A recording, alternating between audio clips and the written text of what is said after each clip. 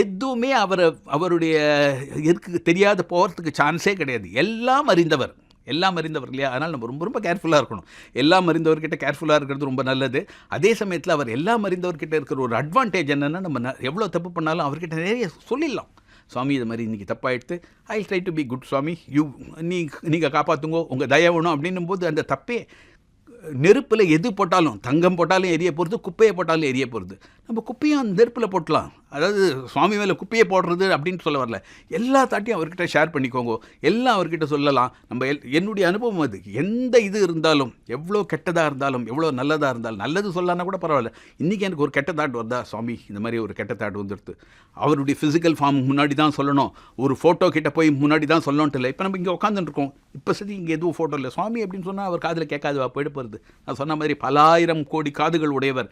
அந்த அம்மாவுக்கு ஒரே செகண்டில் அவருடைய நிலைமையை புரிய வச்சார் இல்லையா?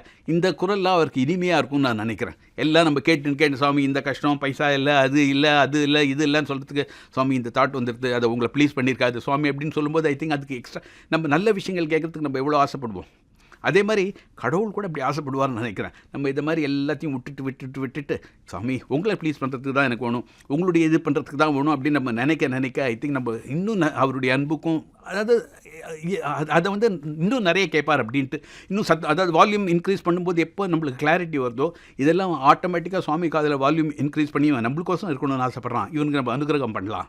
ஏன்னா அதுதான் நம்மளுடைய கோல் இல்லையா? ஒவ்வொருத்தருடைய மனுஷனுடைய கோல் என்னென்னா கடவுளை அடையிறது.